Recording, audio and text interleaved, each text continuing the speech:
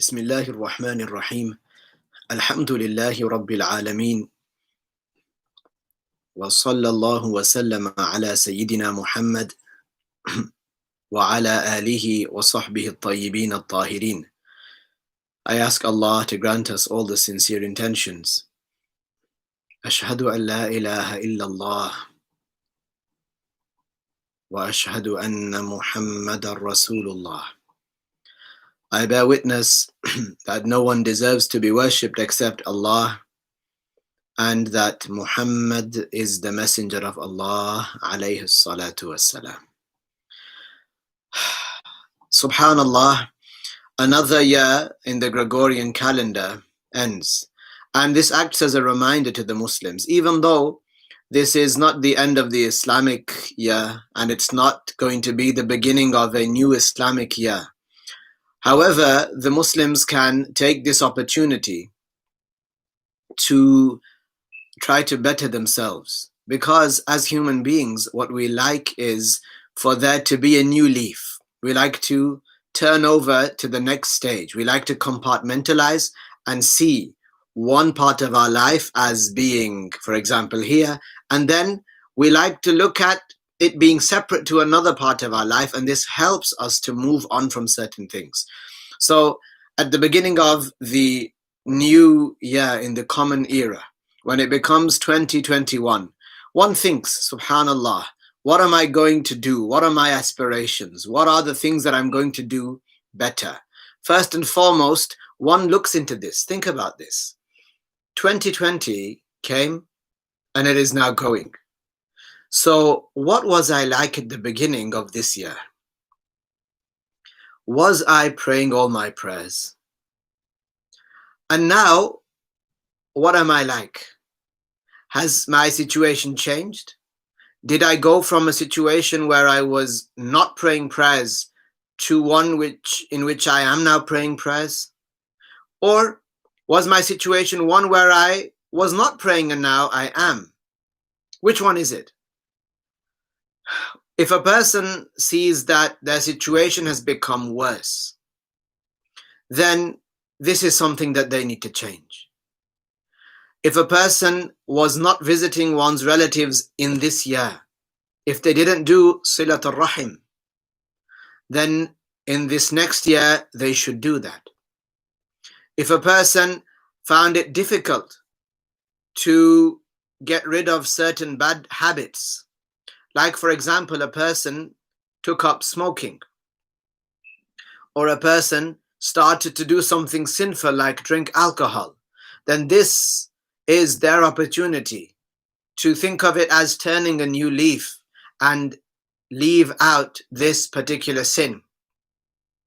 If a person all of this year has been telling themselves that I will learn the personal obligatory knowledge, I will review all the personal obligatory knowledge, or I will review a certain chapter of knowledge, like the belief in Allah, and they haven't managed to do that, then they don't have anybody to blame but themselves. But this does not mean that their opportunities have run out. If they are alive during this next year, during 2021, even on the 1st of January, then it's important for them to start improving their situation. It's important for them to start improving their situation religiously. Not only that, part of our religion is for a person to take care of himself, to be clean. If a person found that in this year they have been, they have fallen short in certain types of cleanliness. For example, they've fallen short in the way that they make wudu. They don't make a full wudu with all of its sunnahs. Then you should start doing that in this next year.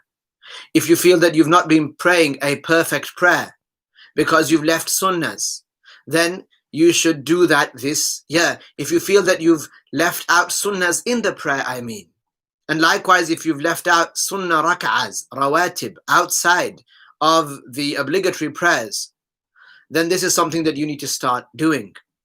A person needs to look into themselves retrospectively and look, what are those things that I can improve, with one thing in the foreground, and that is that death is looming. Death is coming to absolutely each and every one of us. If one of us has been negligent about death and just brushed it off and, oh, here we go talking about death again. If this is what they feel, then maybe this is the year that they start to focus on their life, start to focus about something that they know is coming, as opposed to an opportunity here, a job offer there, which might or might not happen. Why would someone neglect the inevitable over something that is potential? So yes, a person goes about living his life. A person goes about taking opportunities, staying away from harmful things in this dunya. But all of this should be in the shadow, underneath the umbrella of fearing Allah Tabaraka wa Ta'ala. So if it's been a year of sin, if it's been a year of drinking alcohol, eating haram food, if it's been a year of drugs, if it's been a year of harming a Muslim unjustly, harming one's wife unjustly, or harming one's husband unjustly, or if it's been a year of not going to visit one's in-laws, then this coming year should be a year where a person fixes all of these things. Do it for the sake of your wife. Go to your in-laws' house so that your wife would be pleased. Do it for the sake of Allah. If it's the case, for example, that one of us was not fasting the Sunnah fasts Monday and Thursday, then why not start this year? We are all working towards our graves. And you've seen amongst the most apparent things that occurred this year is, as you know, this so-called pandemic. But you've seen the true nature of so many people, how afraid they are of death, especially the non-Muslims. You would see how afraid they are. Sometimes you'll go to the supermarket and they won't come near you. If they want something from the shelf that you're buying from, they won't come near you because they fear, especially the elderly, they fear that something might happen. And it seems as though that they would rather that the mask suffocates them than come near to a person, subhanallah. But also you see some of the Muslims who, some may say that they have a weak reliance on Allah, how they act in these situations. Yes, a person might have very strong reliance upon Allah and still decide to wear a mask. That is fine. I'm not talking about those people. But you would see how some people behave because of their fear of death. Because of their fear of death. So this is coming. So let a person improve themselves, improve their situation.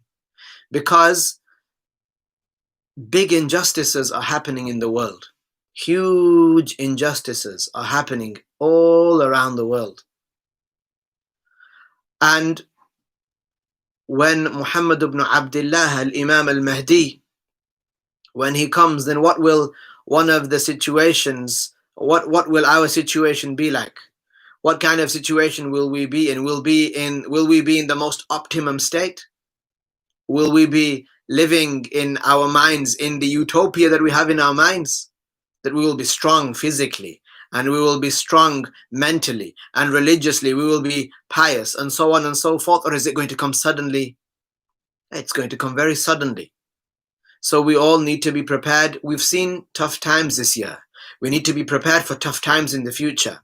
So what does that mean? It means not spending hours and hours and hours on the internet, doing non-beneficial things. Subhanallah, the amount of time people have wasted just watching things. If this past year has been such a year, then let not the next year be similar.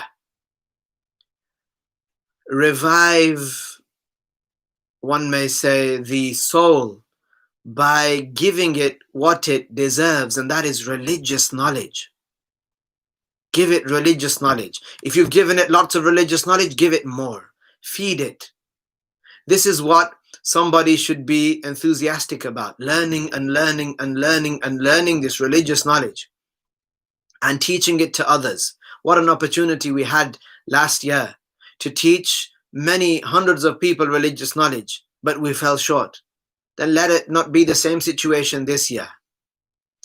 On this night, when many people would usually go out to commit major sins, drinking alcohol, and possibly a zina, and mixing in a way where they would touch the opposite gender and it would be impermissible, and so many other sins that they would commit. Over what? To drown out the problems and the hardships that they're having in life?